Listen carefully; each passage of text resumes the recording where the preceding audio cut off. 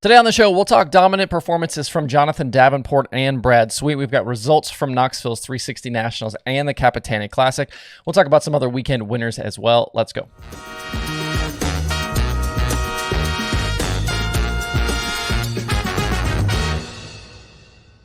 It's Monday, August 8th. I'm Justin Fiedler. This is Dirt Tracker Daily.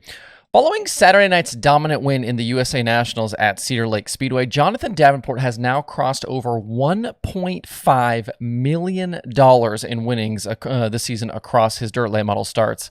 A big part of that is obviously the Eldora Million win, but even if you take that race out completely, he'd still only be trailing Chris Madden right now in season earnings. And Madden has had one hell of a 2022 season himself. Davenport held off a few challenges over the 100 laps at the USA Nationals at Cedar Lake from Tyler Erb, but Turbo was never able to officially lead a lap, even though he was technically out front a few times. And then Chris Madden couldn't run down Superman in the closing lap. So JD, your winner on Saturday night, Madden second, and Erb completed the podium. Davenport is now the third driver to win the USA Nationals in back-to-back years, joining Billy Moyer and Jack Boggs. JD doesn't run with the Outlaws a ton during the year, as he only has 35 appearances since 2019, but when he does race, he takes full advantage. Saturday night was his fourth Outlaw win of the season in just 9 races, and if you look back over his last 13 Outlaw starts, that goes back to Cedar Lake in 2021, he's won 7 times and led laps in 9 of those features. It can be feast or famine, though, with the 49. In that stretch of 13 shows, Davenport has finished 19th or worse 4 times. As for the Outlaw Championship, no changes in the standings. I'm guessing Saturday's program was show points only, as Dennis Erb Jr. still leads Tanner English by 164 and Max Blair by 184. Those guys behind Dennis Erb Jr. are going to start running out of races, though, to catch him, as only 19 nights remain on the Outlaw schedule for the rest of the season. The series is quiet this weekend and returns August 19th at Williams Grove. They've got a couple of Pennsylvania shows and I believe an Ohio show that weekend here coming up in a few weeks. On the sprint car side with the Outlaws, it had been a pretty interesting season today coming into the Ironman weekend at Pevely. Brad Sweet has somehow been able to maintain the championship lead with only 2 wins, but his competition might be in trouble going forward. It was just a few weeks ago that the Big Cat picked up his first ever career win at Williams Grove.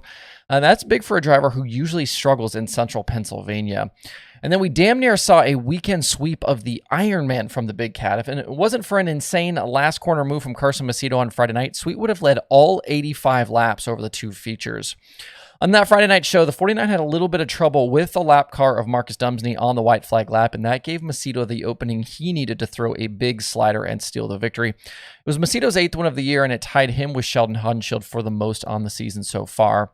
There would not be a repeat performance of that on Saturday night, though. It was all Brad out front in the 55 lapper. He topped Macedo and James McFadden to earn his first career win in the event.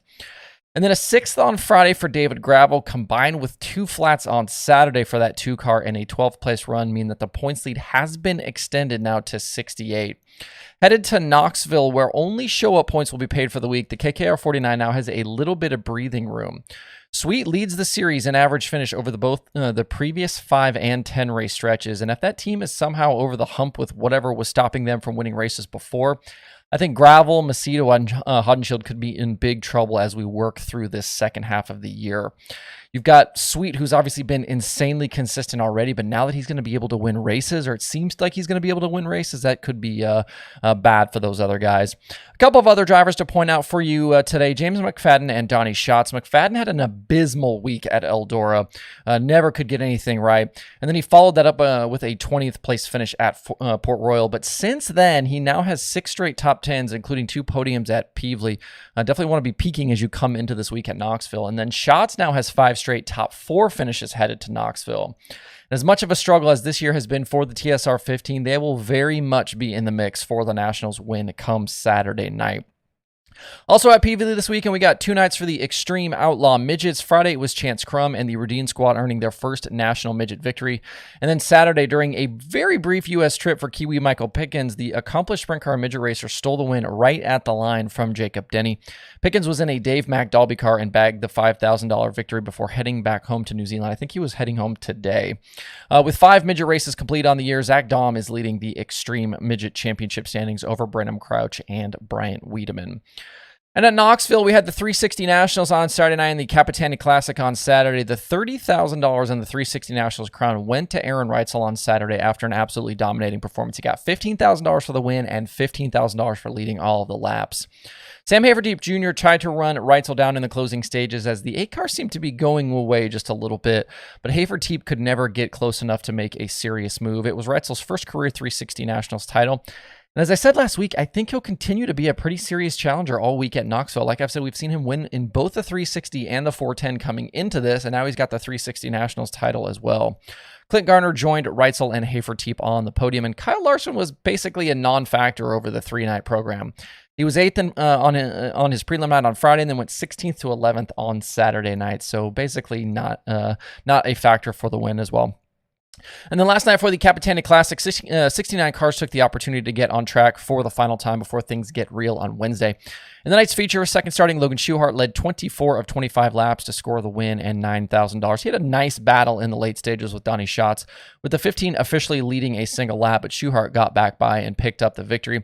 Aaron Reitzel was third, like I just talked about, with Brad Sweet fourth and Parker Price Miller in fifth. Big shout out to Danny Lasowski and the Brian Brown Racing guys for their work last night. Brownie got upside down in a big way in his heat race, and those guys were able to get another car together, which allowed Brown to win the night's second B-main and get into the feature. He did end up out of the race, though, in 24th. So the next time we'll see action on track at Knoxville will be for Wednesday's first of 2 prelim nights. We talk about the Nationals all week, but I think right now you're looking at Brad Sweet, David Gravel, Donnie Schatz, Kyle Larson, Carson Macedo, and Brent Marks as probably the favorites. I also wouldn't sleep on Rico Abreu, Schuchart, Reitzel, or Hodenshield. I am a little surprised we didn't see Brent Marks at Knoxville last night, but he tweeted today they are racing the Nationals. There's obviously no guarantee that laps during the Cappy will help, but track time is track time. So again, I'm a little surprised they weren't there. If you want even more sprint car racing tonight, a lot of these teams are headed over to Oskaloosa for Terry McCarl's Front Row Challenge. If you can't be there, that one will be live over on Flow Racing. Elsewhere this weekend, Eric Spangler picked up $34,000 at Merritt, topping Devin Moran and Ryan Unzicker. Chris Ferguson was a $20,000 Ultimate Southeast winner at Virginia Motor Speedway. Devin Gilpin won the Ironman show at Brownstown. Logan Robertson was a Rush winner at Pittsburgh's PA Motor Speedway, and Rick Eckert was a $4,000 winner at Selinsgrove.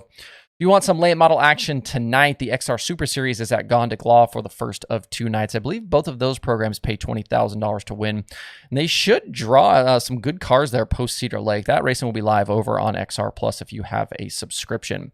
With the USMTS Modifieds, Derek Ramirez scored wins on both Friday at Humboldt and Saturday at Wheatland as he tries to run down Dustin Sorensen in the point standings. Right now, the top 3 in Sorensen, Tanner Mullins, and Ramirez are separated by just 95 points.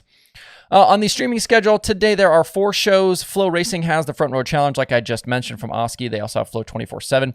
The Cushion has Outlaw Karts from English Creek. That Outlaw Kart racing from English Creek during the Knoxville Nationals is kind of a bit of a tradition around there. And then the XR Super Series is on XR Plus from Gondik Law, like I just said. To see the full daily streaming schedule with links to watch, head over to dirttracker.com/watch tonight. That's it for the show today. Have a good Monday. If you have thoughts about the topics on today's show, please leave them in the comments below or tweet at me. Thanks, everybody, for tuning in. We'll see you tomorrow for more Dirt Tracker Daily.